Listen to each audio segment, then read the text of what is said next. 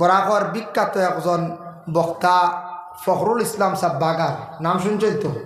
খুব বেশি গরম জল খাইসলা কয়দিন, গলার ছোটো ছোটো রগ জ্বলি গেছিল গিয়া, গলার রগ জ্বলল, জবান গেল গিয়া, গলার মানে জবানটা পরিষ্কার হয় না, মাতটা গেছে গিয়া। কোনো মেসাবর কাছে গেল, সেও কোন মাঞ্চর দোষ, সেও কইতার নজর লাই গেছে, সেও কইতারা বান মারে দিছে, বুঝাইছে। তবি বইল, লাস্টে গুয়াহাটির যাওয়ার পরে ধরা পড়লো, এরাফাট রেফার করলো, যাইন গিয়ে আপনার চেন্নাই। সেখানে যাওয়ার পরে বাইরে ফরেন কান্ট্রির ডাক্তাররা ট্রিটমেন্ট করিয়া দেখলা গরম জিনিস দিয়ে গলার রগ যেগুলো ছোটো ছোটো সুতার লাগা এগুন জ্বলি গেছে, শেষ হয়ে গেছে। এর লাগি গরম জল বেশি অধিক খাইলে গলাও জ্বলি যাব। বাদে হারমোনি আমরা 3 লাখ খরচ করতাম, তার ওটি চার্জও 1.5 লক্ষ টাকা লাগছে।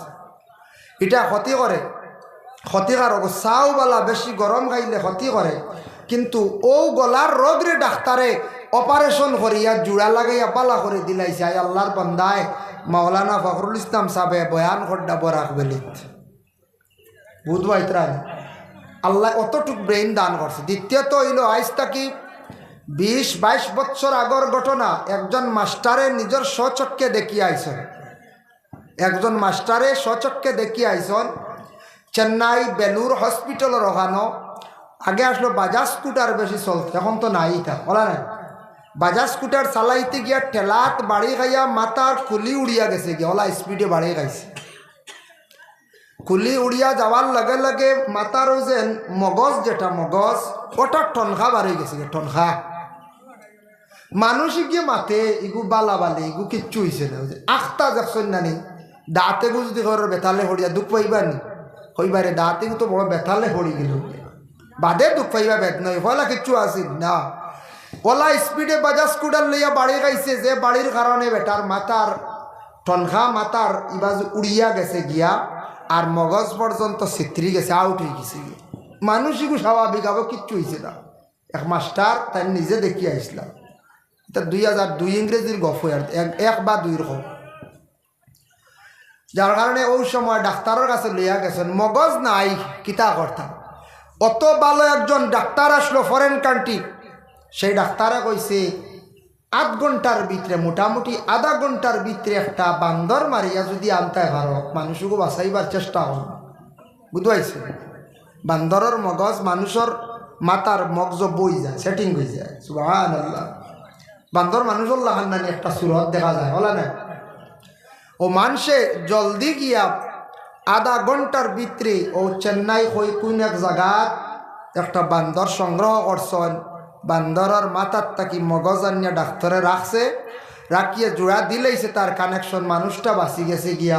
কিন্তু মানুষের এক জিনিস গেছে গিয়া, জবান গেছে গিয়া।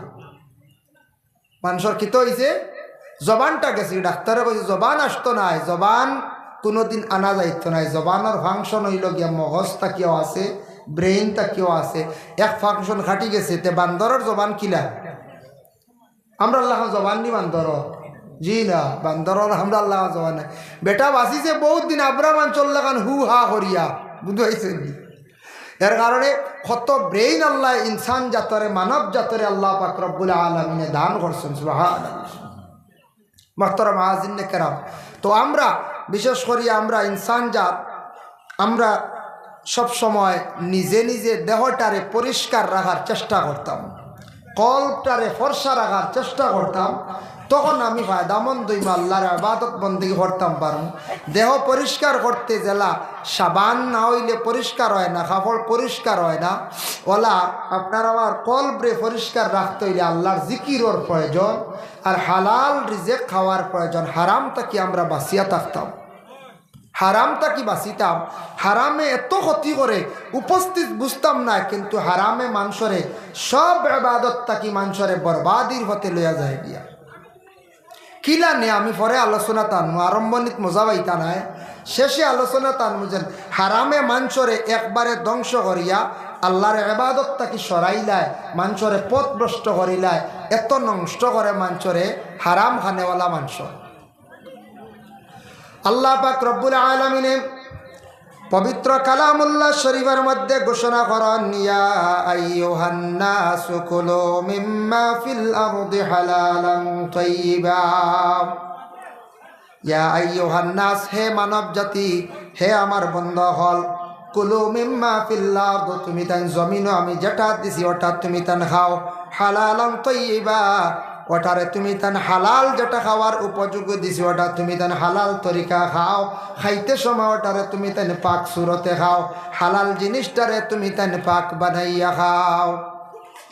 এই আয়াতের ব্যাখ্যা তাফসীরে ইবনে কাসির লেখছেন, হালালান তাইয়্যিবার ব্যাখ্যাত লেখছেন শাক সবজি ফলমূল ইত্যাদি যেটা খাওয়ার উপযোগী ওটারে তুমি তান পাক সুরতে খাও। যেমন শাক সবজি ফলমূল এটা খাওয়া আমরা লাগি জায়েজ, কিনিয়া খাওয়া ফসল ফলাইয়া খাওয়া জায়েজ আছে।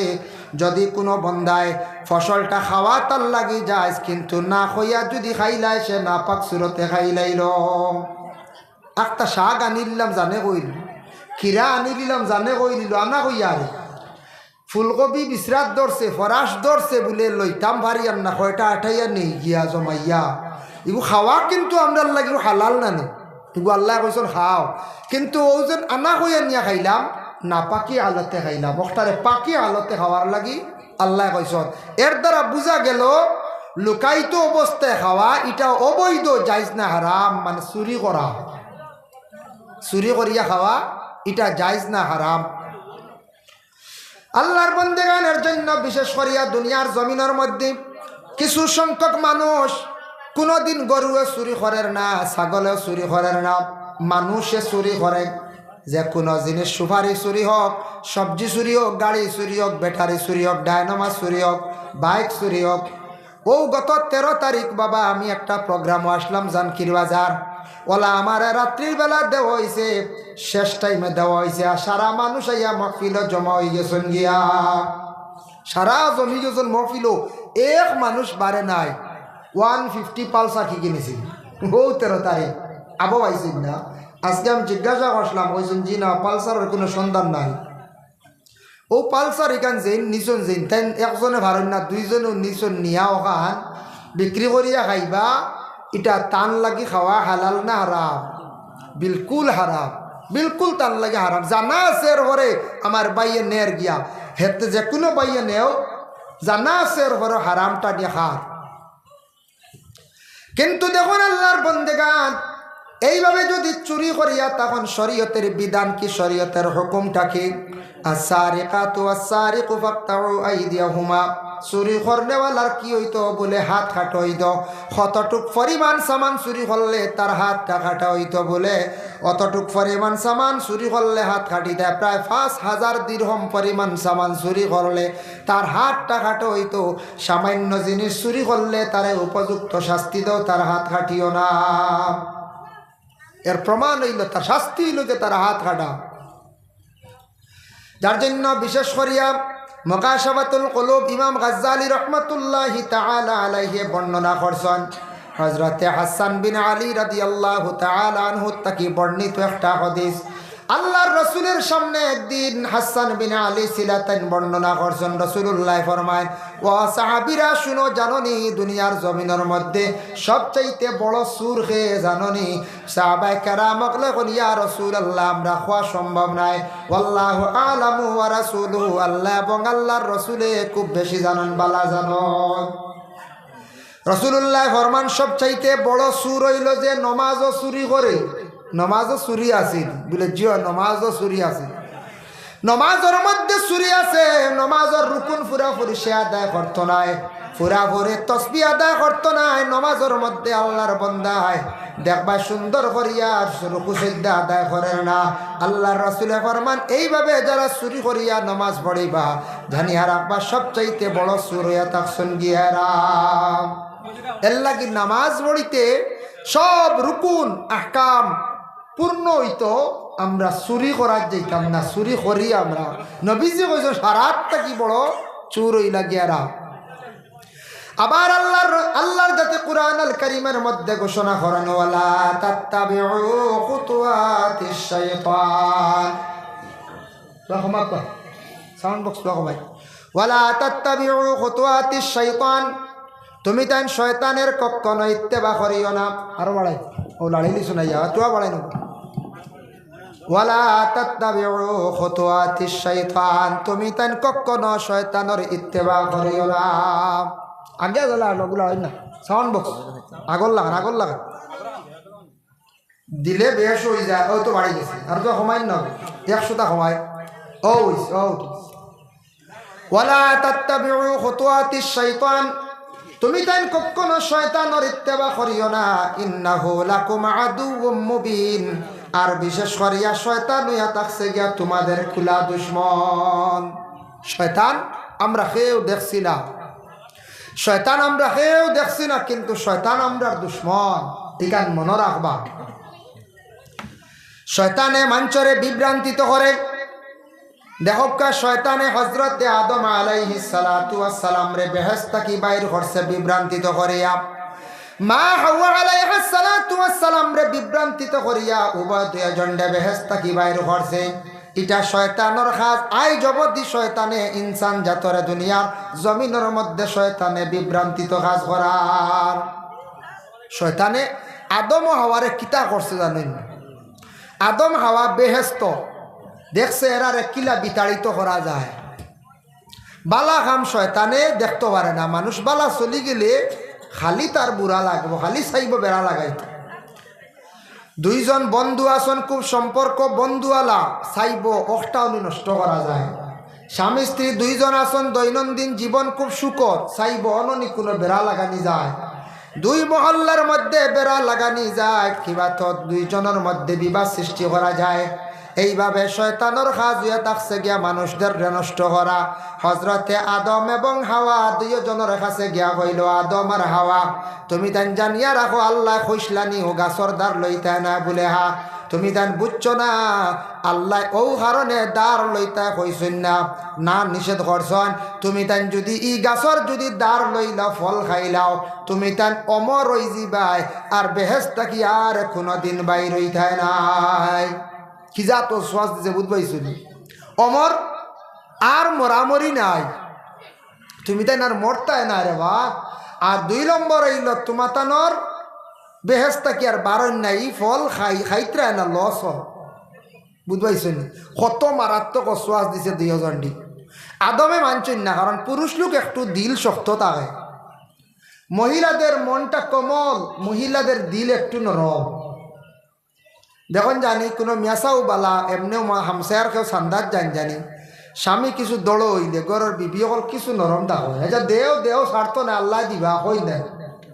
স্বামী হয়তো না করতে পারেন, কিন্তু মহিলাগুলোর দিল নরম থাকে।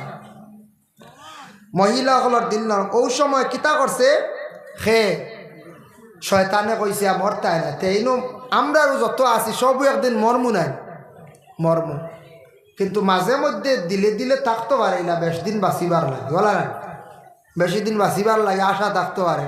আমার একদিন এক বাইয়ে কইল, হুজুর কিতা শুনলাম আল্লাহ আপনি ফাইসলানি কোনো খিতা ওয়াকিলা বলে শুনছি মানুষের নাবি গাইলে বুঝলেন মানুষ 100 বছরের উপরে বাঁচি যায়, বুঝতে পারছে। আমি বললাম আস্তাগফিরুল্লাহ, এটা আমি কোনোদিন শুনছি না বা কোনো কিতাবও পাইছি না, এটা হওয়ার কথাও নাই, এটা আমরা নাই। নাবি বুঝি না খাইলে 100 বছর। আমি বলে তা খেয়ে কইছে বললে নাবি শুনছি ওলা খাইলে মানুষ জলদি মরই না, নাবি জ্বালা মুরাইল ওলা লম্বা দিন মানুষ বাঁচিব, বুঝবাই। তাই বাঁচিবার লাগে মানুষের নাবি খাইলি তো হয় খানো গিয়া হৌছিস না আমরা অর্থাৎ তো কাইতরা খালি বাঁচিতা করে। ই চিন্তাও নাই যে মরিজি মই একদিন রেডি করি আনি সামান নাই, ই চিন্তা নাই, বাঁচিবার লাগে চিন্তা। হযরতে আদমরে কইছে অমর মরতায় না। আদমর কাছে আর মানে কোনো সাড়া পাইছে না, হুরাহুরি গেছে মা হাওয়ার দ্বারা গিয়া, ও হাওয়া আমি তোমাদের জন্য বালা পরামর্শ দিয়ার একটাবার যাও কে সেই গাছের ফলটা তুমি তেন খাইলাও, তোমার তানোর কোনো অসুবিধা থাকতো নাই। মা হাওয়া আলাইহিস সালাতু ওয়াস সালামে আবার শুনিয়া কইলা রে বারবার যেহেতু ঘর স্বামীরে কইলা, গো স্বামী একটাবার চলো যাই না, আল্লাহ যদিও নিষেধ করছেন কিন্তু একটাবার খাইলাই পরে আল্লাহর কাছে ক্ষমা প্রার্থী হয়ে যাই মগিয়া। খাইলাই চলো। 2জন গেলা গাছের ফল বাড়া। গাছের ফল বাড়িতে কিছু লম্বা মানুষের দরকার আছে কোনো গাছর। তো পুরুষ লোক একটু লম্বা আর মহিলা হল একটু বাট্টি তাহই না তাহই। আদম কতখান লম্বা আসলে 120 হাত, এক রাওয়ায়ত আছে 80 হাত, আর মা হাওয়া আলাইহা সালাতু ওয়াস সালাম লম্বা আসলা কতখান বলে 60 হাত, এক রাওয়ায়াত আছে 80 হাত, 120 আর 80 কতটা ব্যবধান আছে দেখো। এর জন্য আদমে গাছর ফল ভাড়িতে সময় ডিগি দেওয়া লাগছে না, আর মা হাওয়া গাছর ফল ভাড়িতে সময় মা হাওয়ার 4টা অঘটন ঘটি গেছে গিয়া। 4টা জিনিস ধান গাছে ধরা পড়ল এক ফল ভাড়িতে গিয়া। পুরুষের কাপড় একরকম, মা বোনদের কাপড় আর একরকম, মহিলাগুলোর কাপড় একরকম নাই। কিন্তু দেখো আমাদের বিশেষ করিয়া নর্থ ইস্টের মধ্যে বা আপনি যান বিশেষ করিয়া ওয়েস্ট বেঙ্গল বাঙালি এলাকার মধ্যে মা বোনরা শাড়ি পরিধান করেন বেশিরভাগ। শাড়িয়ে জ্বালা মহিলাদের সুন্দর মানায়, ইলা আর কোনো কাপড়ে মহিলাদের সুন্দর দেয় না। আর তার তাকি আরো সৌন্দর্য বাসায় একজন মহিলা যদি শাড়ির উপরে যদি সুন্দর করিয়া যদি বুরকা পরিধান করিলায় আরো সুন্দর মহিলাদের মানাইয়া থাকে। এর জন্য বুরকা পরিধান করার সঙ্গে সঙ্গে মহিলা একজন মুসলমান মহিলা বলিয়া পরিচয় পাওয়া যায়। বুরকা সুন্দর দেয় না, না সুন্দর দে বুরগায়। আর বুরগা গোটা শরীর ঢাকা হয়ে যায় তখন ই আলাদা আরেক সুন্দর আসে। অন্যান্য কাপড় মহিলাদের শরীরের কোনো অঙ্গ আর কোনো পুরুষের পক্ষে হেউরের পক্ষে দেখা সম্ভব হয় না। মহিলা গুণার তাকি বাঁচি গেলা, পুরুষও গুণার তাকি বাঁচি গেলা। এর জন্য বুরগা এবং শাড়ি। আচ্ছা, শাড়ি যেমন বিবাহর পরে শাড়ি বেশি পরিধান করেন, বিবাহর আগে একরকম মহিলারা সাজ সরঞ্জাম ব্যবহার করুন, বিবাহর পরে স্বামীর বাড়ি গেছেন যাবার পরে তান খুব ইচ্ছা তান নাইটি ব্যবহার করতাম, চুড়িদার ব্যবহার করতাম। তবে তান শ্বশুর বাড়ি গেছেন স্বামীর কাছ থেকে ইজাজত নিতে লাগবো। মা আসন বাবা আসন মানে শ্বশুর শাশুড়ি যে দুইজন, মা বাবার সমতুল্য গরস্ত্রী জনকা মহিলায় বলে আব্বা বা আম্মা আমার বড় ইচ্ছা আমি নাইটিটা আমি পরিধান করতাম স্যার, আমার জীবনে সেটা বেশি অভ্যাস, আমি ওটা পরিধান করলে আমার খুব বেশি ভালো হয়। এর জন্য নাইটি যেটা আছে এটা যদি কোনো মহিলা পরিধান করেন শরীরের অঙ্গটা ঢাকা থাকি যায়।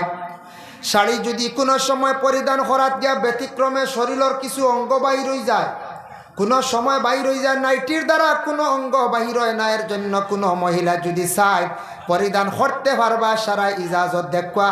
আর যদি কোনো মহিলা যদি চায় না তাহলে শাড়ি পরিধান করক্কা। মা হাওয়ায় জন্নতি পোশাক লইয়া যেই সময় গাছর ফল ভাড়াত গেছলা, ফল ভাড়াইতে সময় হাত বাড়াইছিলা, উপর দিকে চাইছিলা, উপর দিকে চাইতে উফাইলা তার মুখ বাইর হয়ে গেছে গিয়া।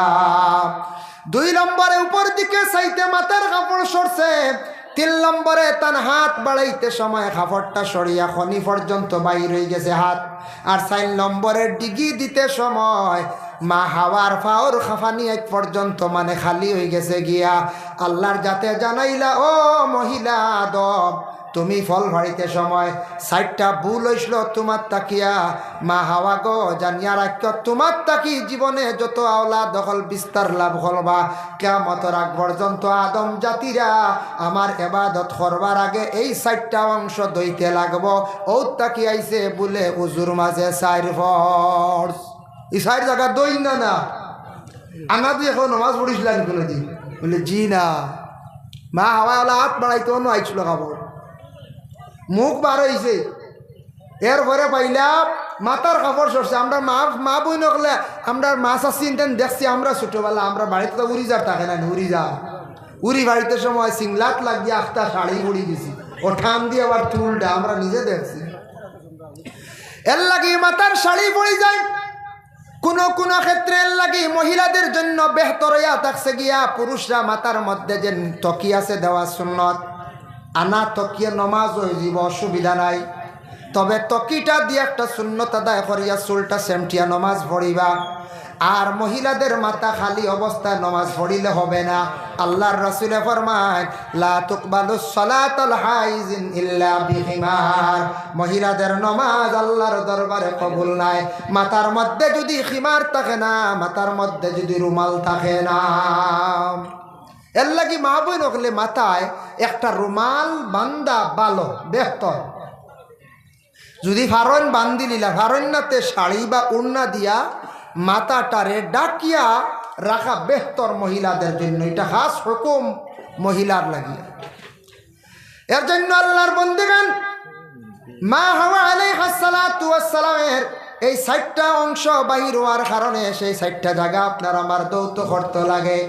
না দৌত করলে নমাজ পড়িলে আপনার নমাজ হবে না। যার জন্য আল্লাহর বন্দেগান শয়তান নয়া থাকছে গিয়া ও শয়তান, যে শয়তানে মানুষে হর অবস্থায় হর হালতে দুকা দিয়া থাকে। এর জন্য মুহতারাম হাজিরিনে কেরাম, হযরত মুসা আলাইহিস সালাতু ওয়াস সালামে একদিন নদীর মধ্যে হাত ধুইতে সময় দেখুন নদীর পানি গরম। নদীর পানি কোনোদিন গরম হয় না। আপনার আর এই সাইডে মাশাআল্লাহ আইয়া আসুন, কারি নজরুল ইসলাম সাহেব আই গেছেন, দেখুন মাশাআল্লাহ মাশাআল্লাহ। তাই আইয়া আইসি আই গেছেন রেস্ট চোয়া লোক চোয়ার রেস্ট লোক, যার কারণে বিশেষ করে মুহতারাম হাজিরিনে কেরাম না ওইব ওয়াজ আবো ওইব। কারি নজরুল ইসলাম সাহেব আসুন, দুরূদ শরীফ পড়কা আল্লাহুম্মা সাল্লি আলা সাইয়্যিদিনা মাওলানা মুহাম্মদ ওয়া আলা আলি সাইয়্যিদিনা মুহাম্মদ। জুরে পড়কা আল্লাহুম্মা সাল্লি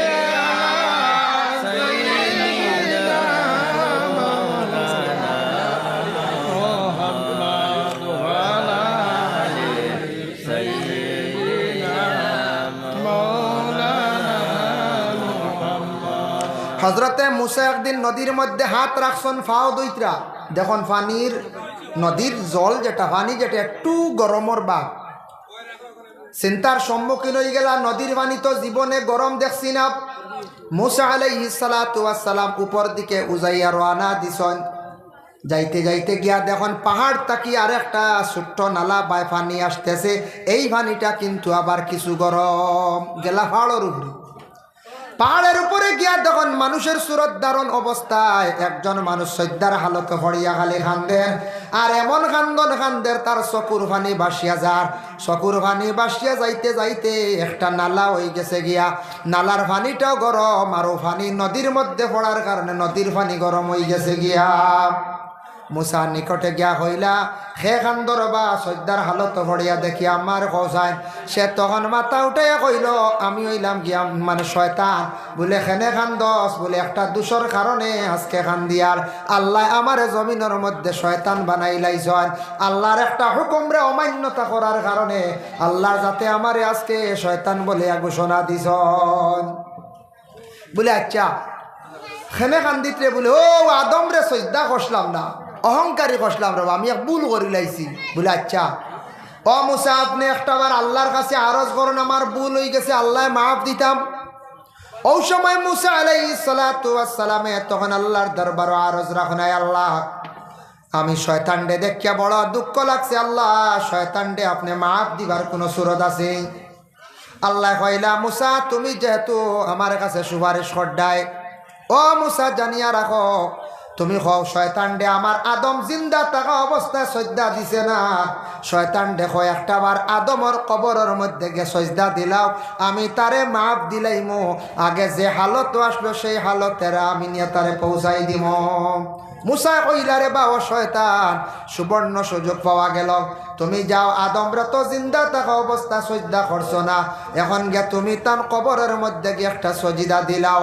সে উত্তর দিল কইল মুসা এটা সম্ভব নাই, যেন জিন্দা থাকতে সজদা দিছি না তান কবরের মধ্যে গিয়া খিলা সজদা দিলাইম, এটা সম্ভব নাই।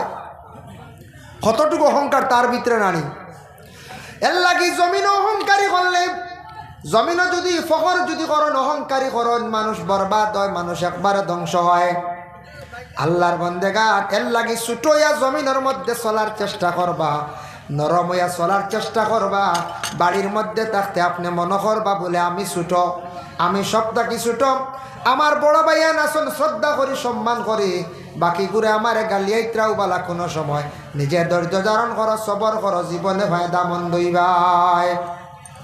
2 নম্বর হইয়া থাকছে গিয়া জমিনও যত নরম হইয়া ছুটো হইয়া চলবা তত বেশি ফায়দা আছে, তত বেশি ফায়দা। আর যত বেশি শক্ত হইয়া চলবা তত আপনার বেশি কি হইব বলে আপনার ক্ষতি হইব, অবনতি হইব। এর জন্য জমিন সুন্দর হইয়া নরম হইয়া চলার চেষ্টা করতাম।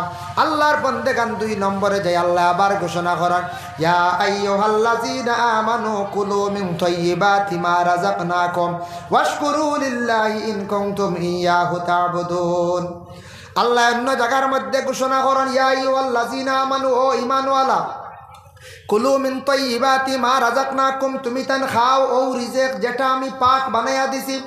ওয়াশকুরু লিল্লাহি, তুমি তান আমার রিজিকগুলা খাওয়ার পরে শুকরিয়া আদায় করিও।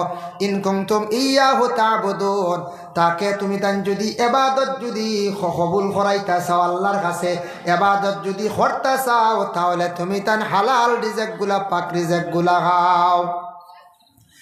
এই আয়াতের ব্যাখ্যা তাফসীর ইবনে কাসির হাফিজ আমাদউদ্দিন ইবনে কাসির রাহমাতুল্লাহি তাআলা আলাইহি বিস্তারিত আলোচনা করছেন। বান্দা, তুমি যদি আল্লাহর দরবারে ইবাদত বন্দেগী কবুল করাইতে চাও, সুন্দর করে ইবাদত করতে চাও, ইবাদতের মধ্যে খুশু ও খুজু রাখতে চাও, ইতমিনানের সহিত ইবাদত করতে চাও, তাহলে প্রথমে তুমি জমিনের মধ্যে হালাল রিজিক খাও। হালাল রিজিক না খাইলে, হারাম খাইলে তুমি বরবাদ হইবা, ধ্বংস হইবা। আল্লাহর ইবাদত বন্দেগী করতেও পারতে না, যা করবা ইতা দিয়া গইতেও পারতাই নাই। এই আয়াতের ব্যাখ্যাতে একটা ঘটনা আনছই। রাসূলুল্লাহর এক সাহাবী যার নাম হলো সাদ ইবনে ওয়াক্কাস। সাদ ইবনে ওয়াক্কাস একদিন রাসূলুল্লাহর খেদমতে গিয়ে জানান, ইয়া রাসূলুল্লাহ, আপনি আমার জন্য দোয়া করবা। আর ইয়া রাসূলুল্লাহ, দোয়া করলে আল্লাহ যেন কবুল করবা, কিভাবে আপনি কইয়া দেখবা। রাসূলুল্লাহ ফরমান, ওয়াক্কাস রে, দোয়া আল্লাহ কবুল করবা। কোনো বান্দা যদি তার হালাল রিজিক যদি খায়, হালাল অবস্থা চলে, তার দোয়া আল্লাহ ঘুরাইয়া দিতা নাই। আবার নবী যে ফরমান, ও সাদ ইবনে ওয়াক্কাস, কোন বন্দা যেই দিন যেই সময় হারাম খাওয়া আরম্ভ করে দিব, ও দিন তাকে হিসাব করিলাম। যেই দিন যেই সময় তাকে সে হারাম খাওয়া আরম্ভ করব, সেই দিন তাকে একাধারে 40 দিন পর্যন্ত হারাম খানেওয়ালার দোয়া উপর দিকে উঠে না। এর লাগি বাবা, জীবনে চিন্তা করা দরকার আপনার আমার দোয়া খেনে আল্লাহ গোসই না। কত দোয়া করলাম জীবনে, আমার দোয়া আল্লাহ শুনে না। আলিম উলামা নিয়া খতম পড়াইয়া দোয়া করাইলাম, আল্লাহ শুনে না। দেখতে লাগবো আমি যেন টেকাগুলা সৎকা করতাম আলিম অকলরে, ইগুন আমার হালাল আছে নি, মেসাব অকলরে খাওয়াই, আর ইগুন আমার হালাল আছে নি। ইগুন যদি হালাল তাকে না খাওয়াইবা, মেসাব অকলে জান্ডা না খাওয়াইবা, এটা কি আপনি জীবনে ফায়দা পাইতা না? দোয়া আল্লাহ গছিত না। এর লাগি আমরা ইগুলায় কোনো ধরনের ফায়দা দে না।